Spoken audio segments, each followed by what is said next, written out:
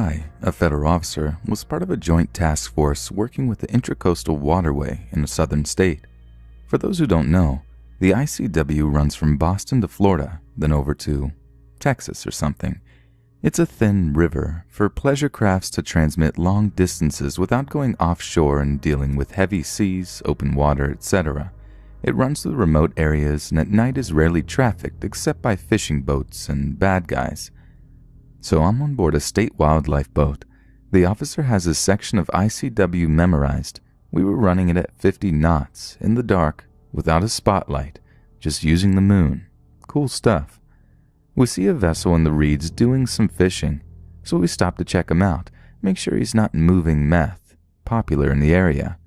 Guy gave off a very stoner hippie vibe. White guy dreadlocks, obviously a very heavy marijuana user, real friendly, but kinda slow. I go to work checking his gear, permits, safety equipment, while the wildlife guy chats him up. My job was done quickly, because he was using illegal gear, had no permits, and no safety equipment. He was basically scooping up every fish and keeping it, a huge problem that depletes all of the fish in that area. So I have to write him up for safety violations, no permits, illegal gear, etc. Each one was $1,000 fine minimum, because he had no safety equipment, life jacket, strobe light, fire extinguisher. I had to order him back to port, which was a dock about 50 feet away. He was just like, "Aw, man, I'm sorry. I'll get this fixed up so I'm not breaking any laws, sir." Like I said, polite to a T, which I had never experienced, especially after handing out that many fines. We make sure he goes home, then depart. The wildlife guy then tells me, "That guy is infamous around here. Nice dude. Always gets violations. Comes back. His grandfather did the same thing once, about 30 years ago. Except that when a solo officer was on board his boat attempting to give him fines, Grandpa attacked the officer and pushed him overboard, then started beating him in the head with an oar to drown him. The officer shot Grandpa dead from the water. Thankfully, grandson isn't like Grandpa, right?" Well, I'm glad he didn't tell me that until after the boarding. 111 and 110. I was patrolling on the freeway as usual when I saw a driver cut into a carpool HOV T2 lane. This particular lane also exited the freeway to allow you to bypass the freeway's congestion. What caught my eye was the driver cutting from the freeway across a 10-foot divided section of the road and take the carpool lane at the last possible second. I didn't know if the driver was violating carpool rules since I was too far back, but I did know she couldn't cut across the divided section of the road to take the exit, so I stopped her. "Good afternoon. The reason I stopped you is..."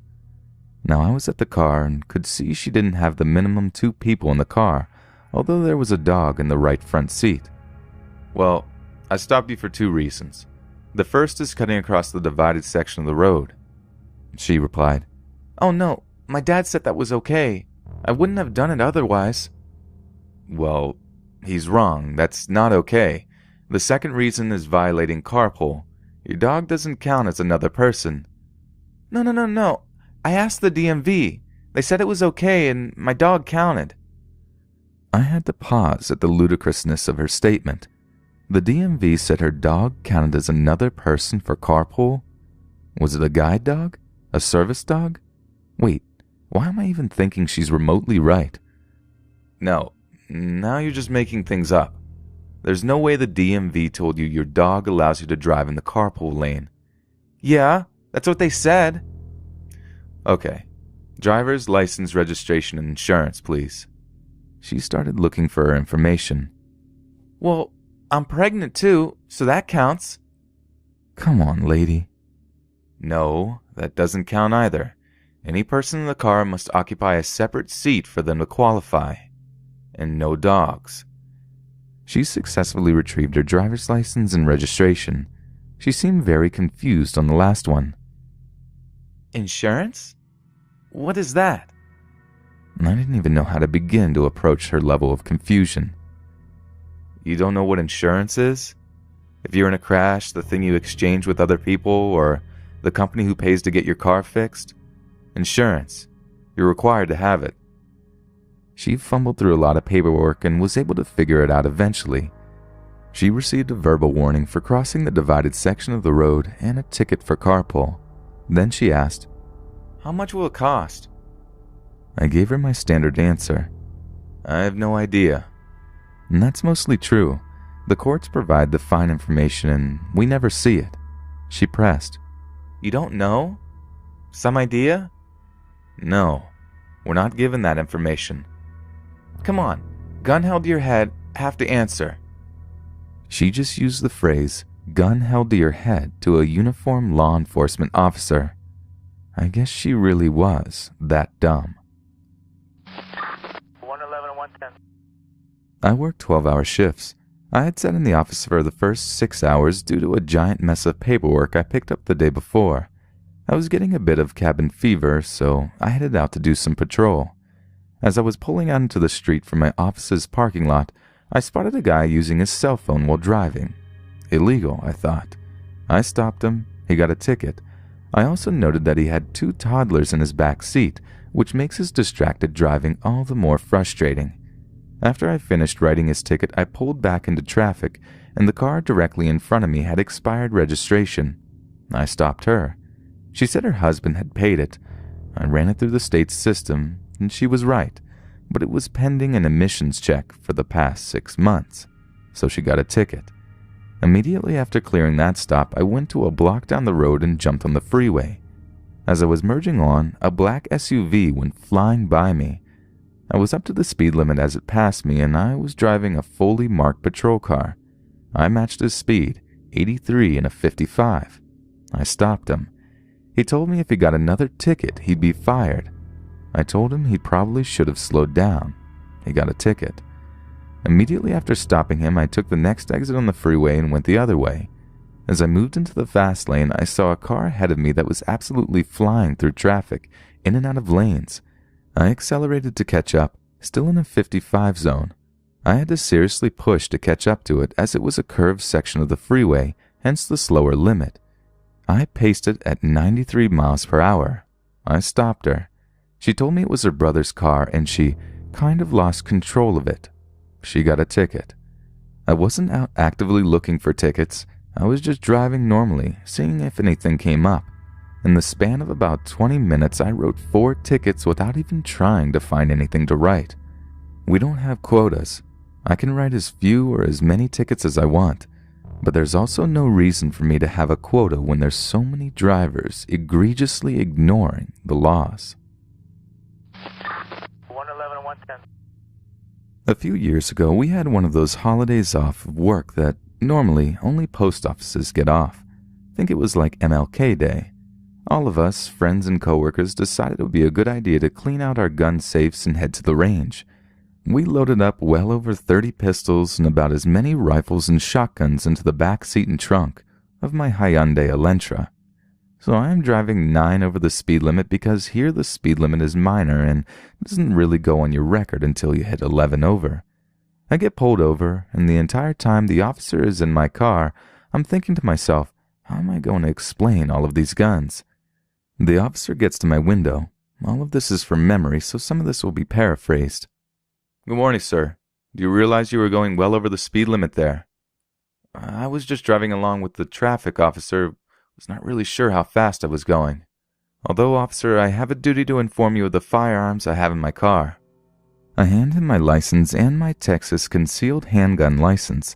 The name has changed to LTC now, but then it was called the CHL. "As in multiple?" "Yes, sir. We are headed to the range." I have tinted windows, and the way that they were stacked, you couldn't really see them from his angle. "Okay. How many do you have, and where are they located in your car?" "It may be better just to show you. May I roll down my window?" When I am carrying, I never take any kind of action without asking the officer first. He nods yes, and I roll down my window. As I do, some of the ends of a few of the rifles, moistened noggins, and a PTR 91 poke out of the window since they were leaning against it. In the back seat were 3 moistens, 2 AR-15s, 1 PTR 91, 2 lever-action rifles, Remington 270, and an AK knockoff and an SKS. In the other seat was my friend with his hands on his head. Between his legs were 3 shotguns, another AR-15, and a muzzle-loading musket. In the middle between the 2 seats were ammo bags, handgun cases, and a few loose pistols wrapped in t-shirts.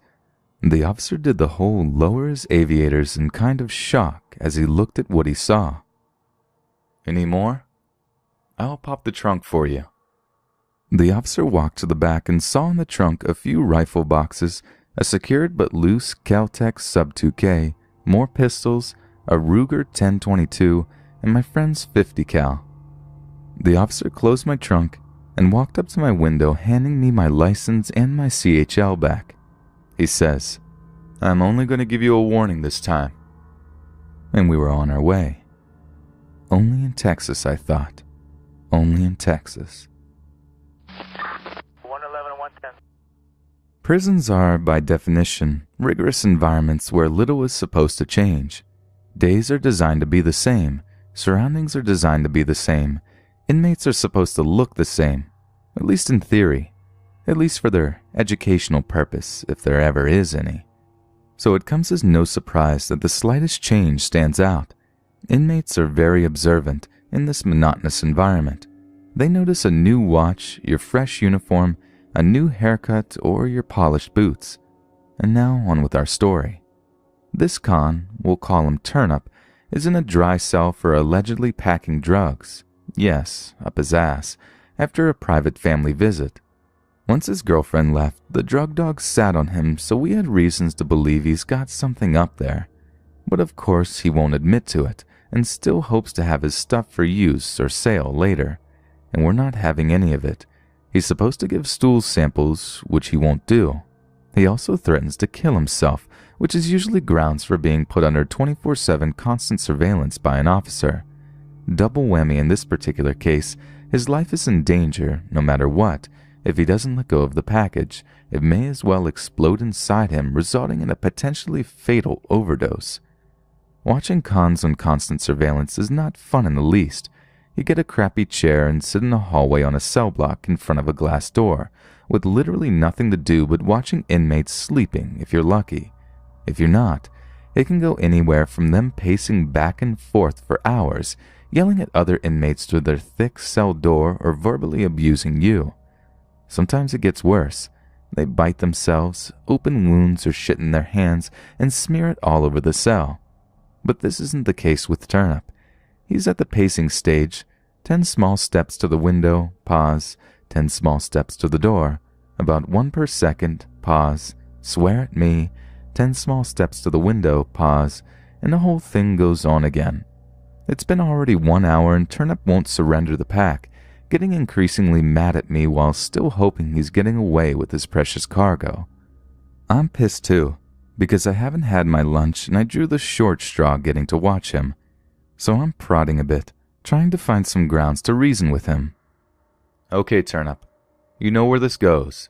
It's not your first rodeo. Just let go of the damn package and we can all go about our business." "Fuck you, you piece of shit. I ain't got no package. I don't know what you're talking about." 10 slow steps to the window, pause. 10 steps back. "Let me out of this fucking cell." 10 slow steps to the window, pause. 10 steps back, pause, staring at me. "Yeah, I would. But if I did, you and your little friends on the block are going to have a party with whatever's up your ass. And not before long, a slew of shiny ambulances are going to haul your overdose carcasses to the hospital. Nah, it ain't happening. Not on my watch. If you want to play hero, fine. Let that thing go off inside of you. Or take it like a man, surrender it, and that's it. Fuck you, CO." 10 slow steps to the window, pause. 10 steps back, pause. 10 steps to the window. "So you're not giving it up?" No answer. Oh hell, this is gonna be a long night. Unless, remember what I was telling you at the beginning of the story? Inmates notice changes, and I have about 10 seconds between his back and forth little walks to change. So on my first break from the watch, I get Officer Lucky aboard, and together we roll this devious scheme. 10 slow steps to the window. I'm wearing sunglasses on my head. He looks at me. 10 steps to the door. Something's not right, but he can't really say what. Turns around. 10 slow steps to the window. Sunglasses go away. Handed to Lucky, who's out of his sight, ready to help out. Another 2 to 3 walks back and forth, sunglasses on my head again. This time he stops by the glass door a little longer, almost getting it. But no, he doesn't. 10 slow steps to the window. Sunglasses go away, and my radio too. He pauses again by the door, looking at me head to toe. On his next round, I've got my radio back. In another 2 to 3 walks, nothing changes. Then, I have a book in my hand, open, and I'm pretending to read from it. Another 2 to 3 walks, and I swap this book with a newspaper that Lucky holds ready for me. Turnip stops by the door, blinks a couple of times, but still doesn't say anything, until his next walk when I'm holding the book again. "What the?" he blurts, but he keeps his composure and keeps doing his little pace. I'm deadpan, not a move, not a smile. Another 2 to 3 walks and he starts to check over his shoulder, but nothing changes for a while, until I hold the book and wear my sunglasses on my head again. "Anything wrong, Turnip?" "Oh, fuck off, CO, you're fucking with me." "How so?" "You know." "No, I don't. I have no clue what you mean." "Are you okay? You're talking crazy here." "Fuck off." He starts pacing again. He doesn't want to be taken for a nut job, so he keeps his composure and tries to pretend nothing is happening. 4 laps, 5 laps. On the 6th lap, Lucky is sitting in my chair with my book in hand and my sunglasses on his head. I'm hidden out of sight, biting my hand so I don't start laughing. "Where's the other CO?" I hear him going at Lucky. "What other CO?" "You know, the dude that was here before." "Turnip, you're seeing things. It was me here all night long." "Come on, CO, where's the other guy?" "I'm telling you, there is no other guy." Lucky looks quite like me, same buzz cut and about the same height.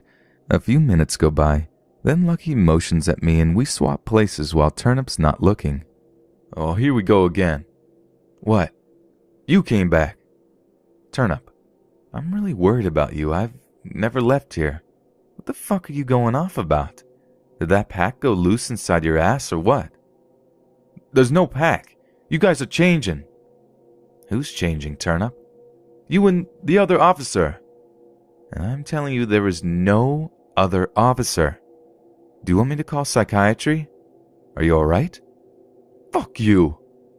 He starts pacing backwards from the door, but doesn't count his steps and hits the window. It hurts. He comes back to the door, not losing me from his sight. He then does the backwards walk again, hits the window, and kind of stands there looking at me. "You're being stupid. Why are you walking backwards?" "Because you're fucking with me." "Nobody's fucking with you. I think the drugs broke in your ass. You're seeing things, man." Silence. Then, to prove to me he's normal, he starts pacing back and forth again, this time turning away from me. And of course, after 3 walks, Lucky takes my spot, book in his hand and sunglasses on his head. "Ha! You did it again." "Did what?" "Changed. Where's the other guy?" "The other what?" "The other guy, the other officer. There's 2 of you. There's 2. "Dude, you're nuts. We're calling psychiatry." "I don't need no fucking psychiatry. I'm not nuts. You're fucking with me." "Nobody's fucking with you, Turnip. You're on drugs. You'd better shit that pack out before it gets worse." He turns around, and Lucky beckons for the newspaper. We quickly swap the book for it. Hey! Where's your book?" "Book? You had a book in your hand, like right now." "Turnip, I've been reading this newspaper since I got here. And all you did was... What the fuck? Hey!" Lucky jumps out of his chair and I join him by the door. Turnip is squatting in the middle of the dry cell, pants down, eyes bulged, hovering over a fresh turd with saran wrap coming out of it. I'm laughing hysterically, and so does Lucky, realizing we played one on Turnip and convince him he's overdosing. So right then and there, he dropped a deuce with the drug pack in it. I can now officially say that I scared an inmate shitless, literally. 111 and 110. I developed a rule for myself after a lot of experience regarding traffic violations. I'm always right. Now hear me out. Because of how busy my area is, I usually make 10 or so traffic stops a day, and only for the most blatant violations. Once I go and talk to the driver, they'll often comment how it was an honest mistake, it wasn't a big deal, or it wasn't that bad. That's understandable since no one wants a ticket, and then when I write them a ticket anyway, I go back and review my dashcam footage and see it was that bad. It's always that bad, otherwise I wouldn't have made the stop. So my rule came down to trusting myself instead of the person trying to avoid getting in trouble. I was sitting at a metered on-ramp behind a long line of cars that was moving slowly due to the slow meter. We inched our way forward until I was 2 cars from the metered light. I watched as the light turned from red to green and the lead car went. The second car followed with no pause. He clearly went straight through the red light, not waiting for a green, so I pulled him over. "Good afternoon, sir. I stopped you for ignoring that metering light." "That one? Oh no, it was green. I waited for it to turn green." "All I saw was red. I'll need to see your driver's license, registration, and insurance." He provided it all. His paperwork was in order, his license was valid, and he wasn't evasive. It certainly seemed like he thought he was telling the truth. I had also glanced away for a split second to change the radio on my patrol car when he took off from that light, so I only saw him fail to stop out of my peripheral vision. I checked my dash camera footage, which constantly records and allows me to play back video before I had turned my lights on. The video showed the light was red, turned green quickly, and turned red. During this time, the car I stopped moved forward to the front of the line.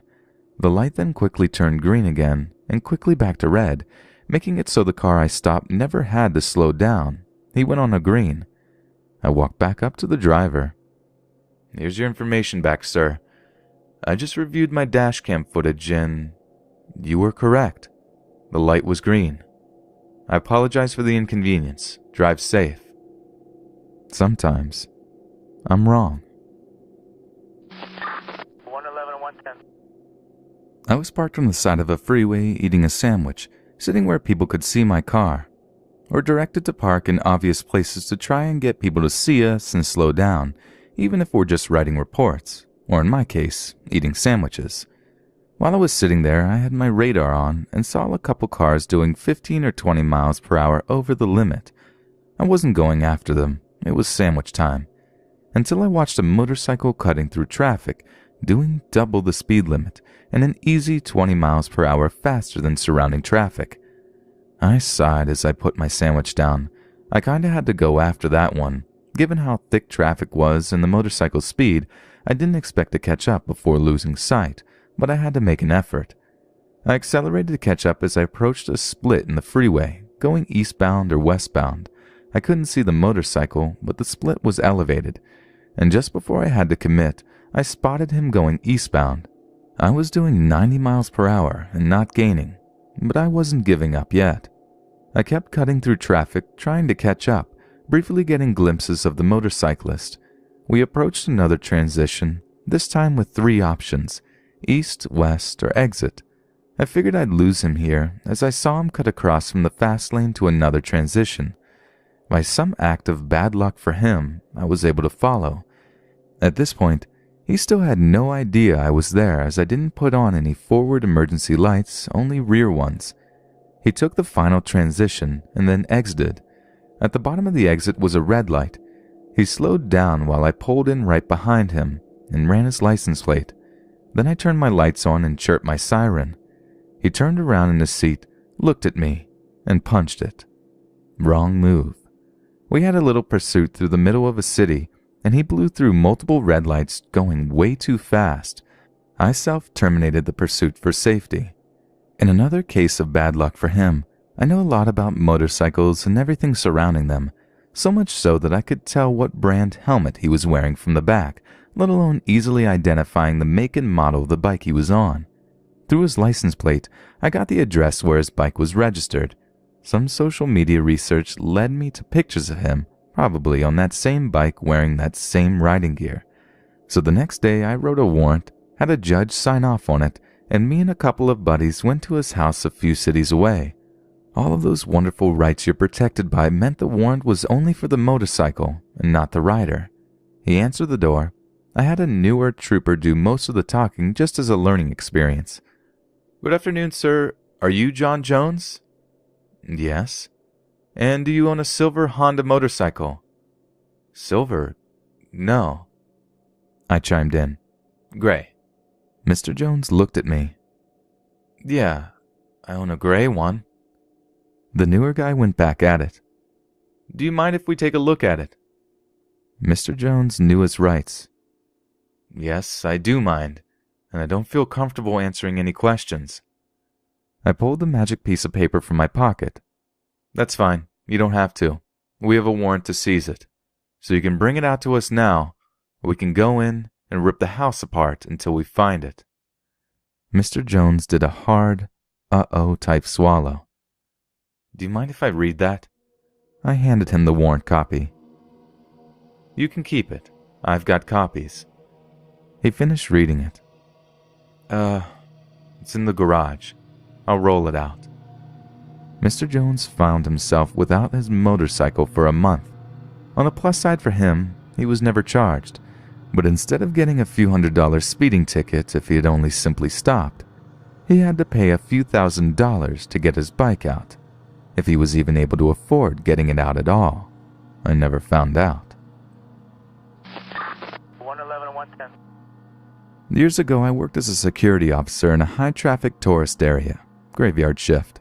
One of my responsibilities was to make sure my building's loading and unloading zone is kept clear because at all hours of the day, we've got vehicles coming and going for people going to meetings, visitors, tourists, cabs, etc. The curb is painted with white and marked in big bold letters, "Loading and unloading only, no parking." At the end of the zone, there was a single handicap parking stall painted bright blue.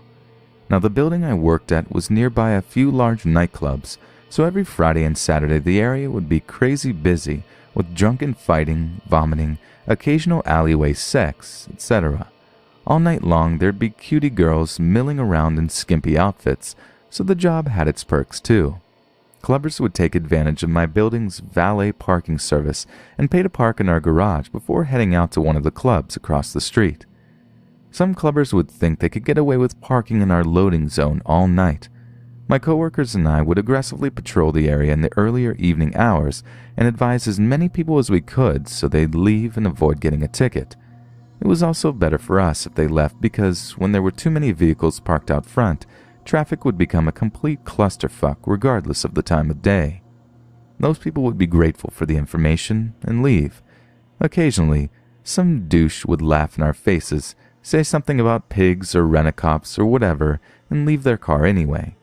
In those cases, we call our city's parking enforcement and they get a $90 ticket for their troubles. One Saturday night, after finishing a round of patrols, I went to take a leak.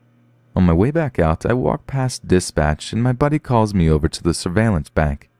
"Hey bro, you got one out front." I turned to the grainy feed just in time to see a piece of junk 97 BMW sloppily parking in front of our building. I murmured that I'd go out and advise the driver, but before I could leave, the driver exited his vehicle. My buddy and I watched in silence as the driver, a young black male adorned with flashy cheap bling, hiked his pants up at the crotch and blocked the path of a couple of girls walking by. He started hitting on them in the slimiest way possible, even trying to grab their hands and asses at one point, staring shamelessly at their tits while he was schmoozing them.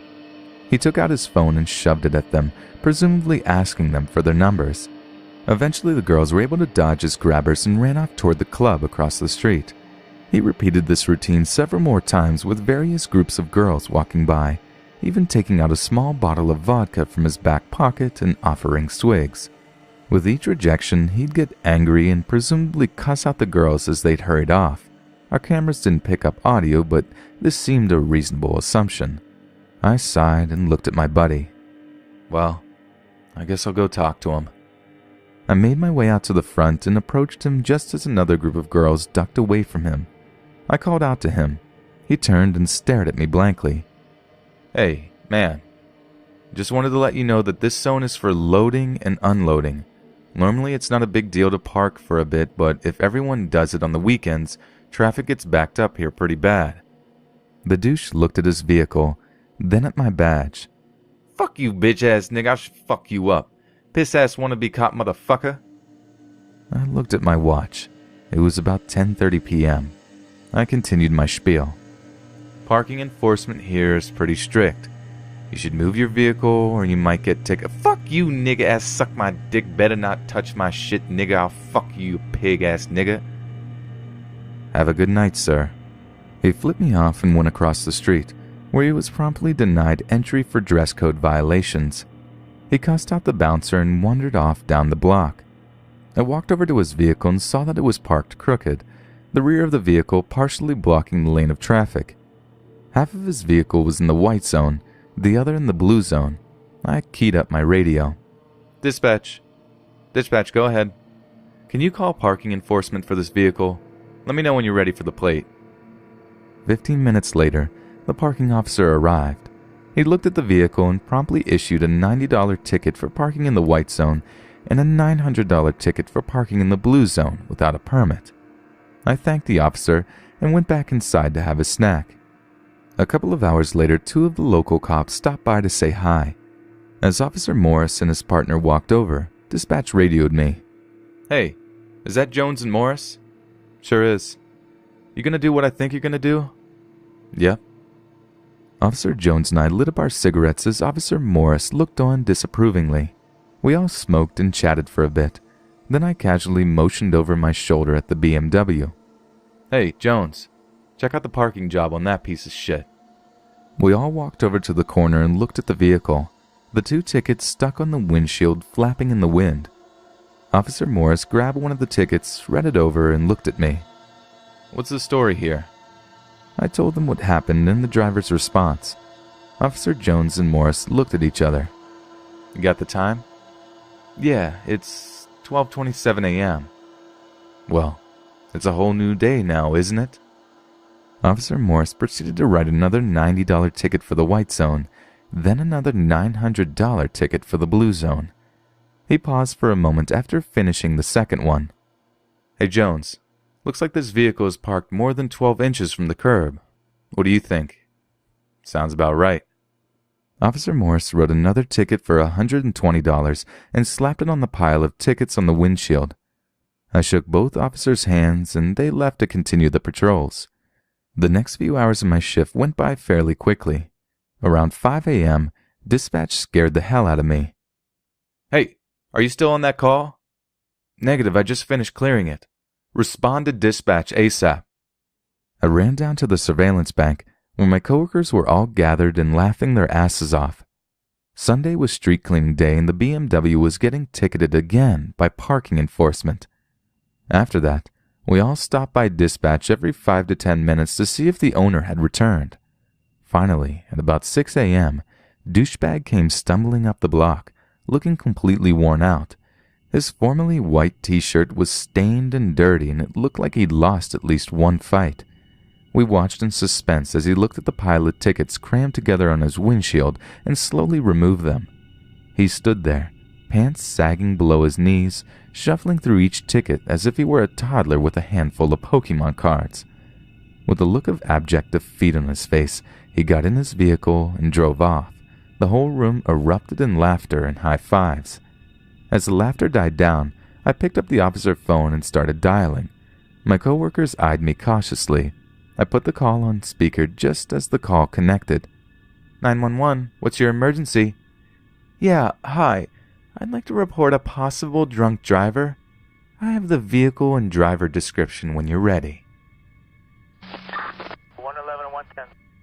Most of the people I know try to teach their kids that cops are good. Cops are the people you call when you need help. If you are lost in the mall, find a police officer. Cops are to be looked up to and respected. They always do the right thing. And yet, sometimes the right thing is the hardest, and from a child's eyes, meanest thing you can do.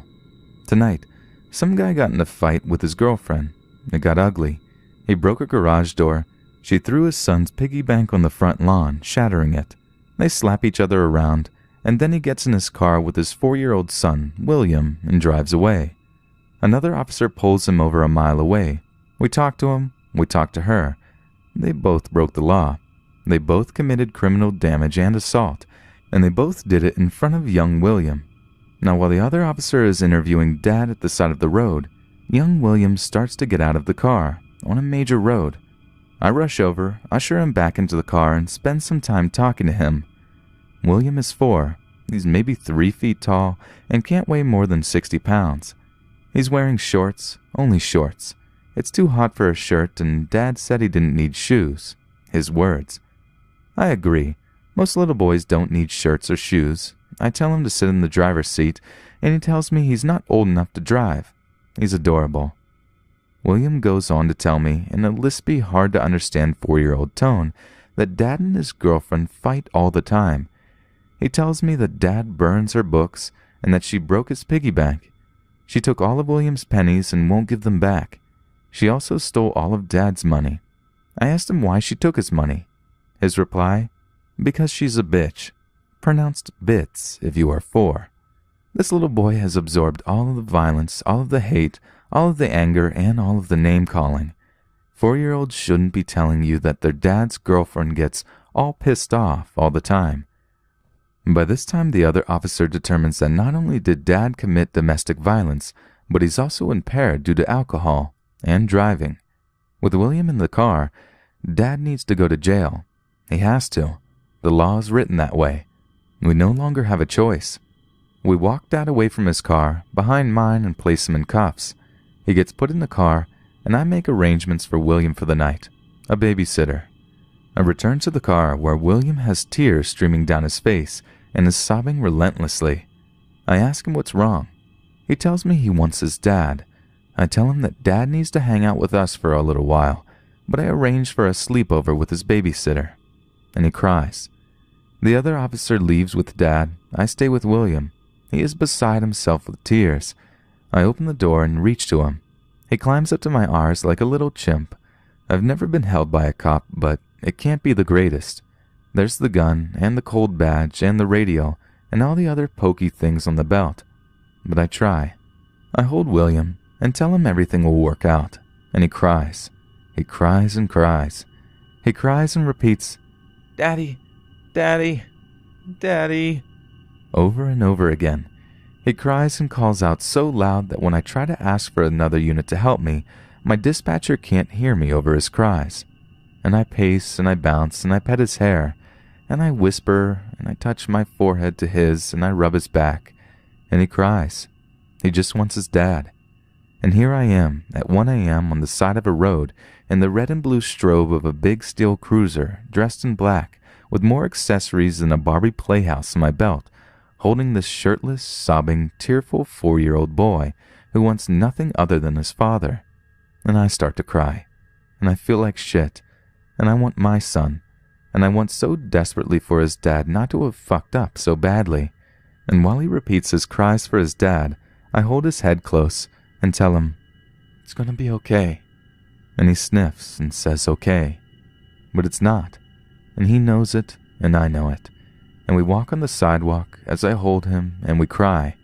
And nothing is okay, because this 4-year-old sponge who knows that Dad and his girlfriend fight, and knows that she is a bitch, and knows that she has his pennies, and now also knows that the cops took his father away from him, he will never forget it.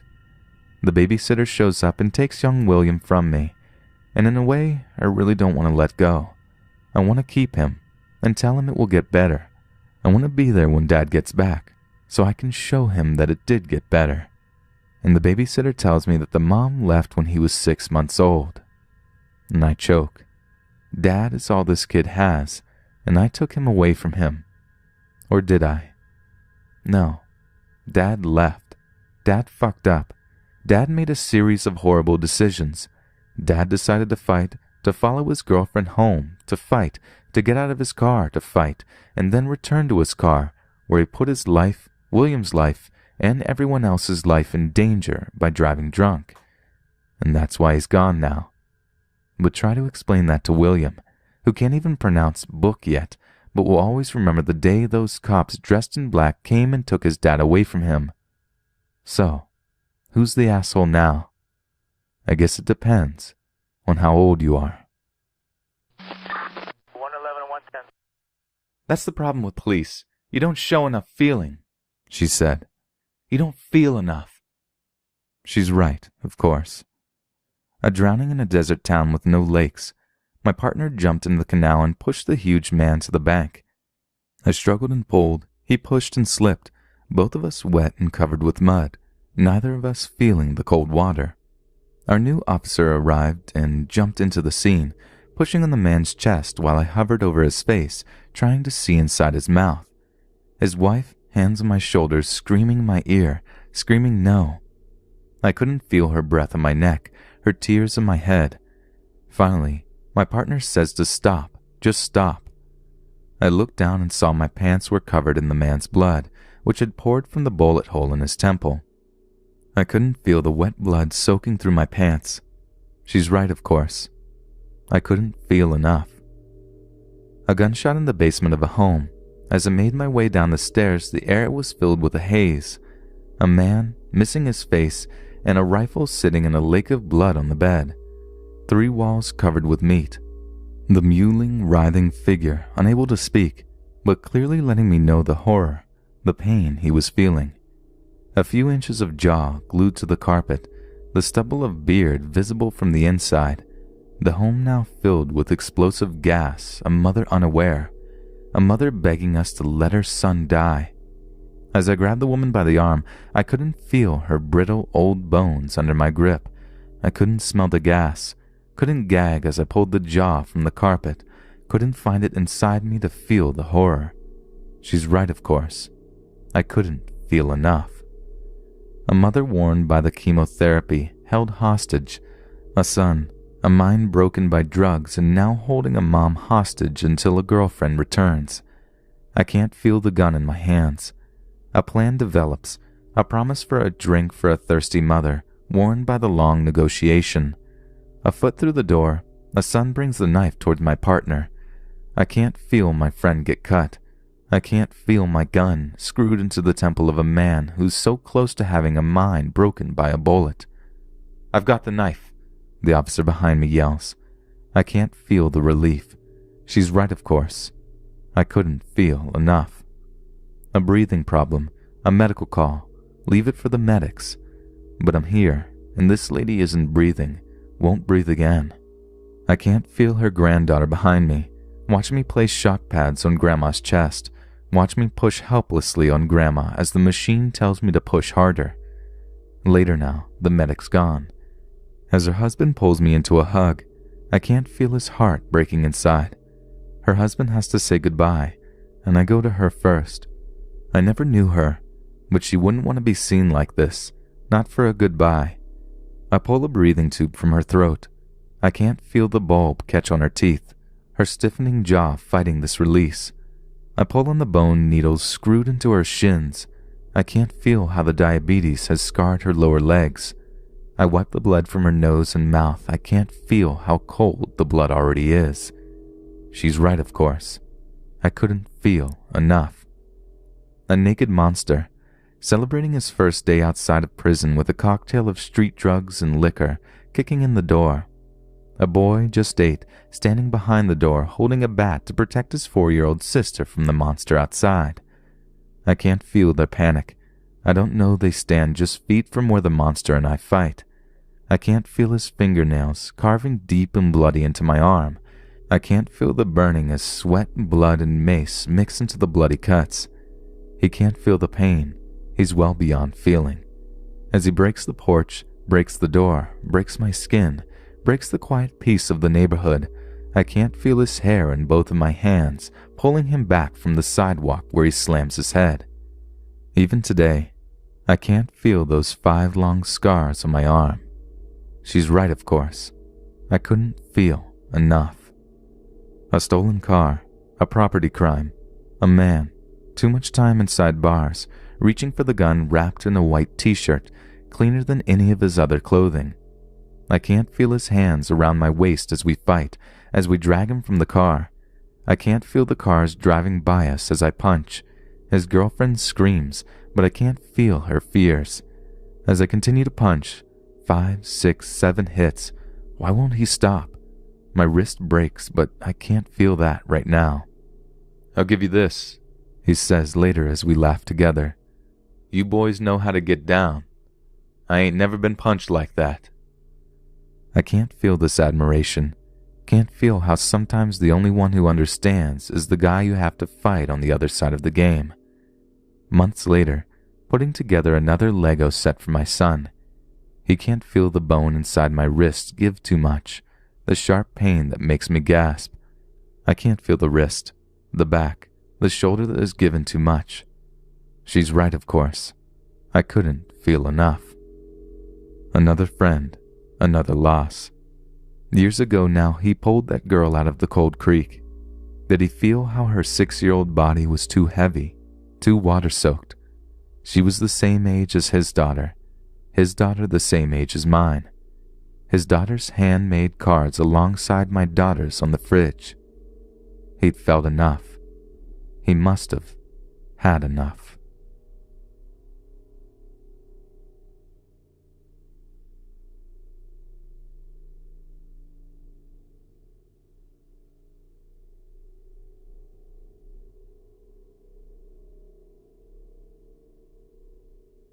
To those that have, do, and will serve, thank you.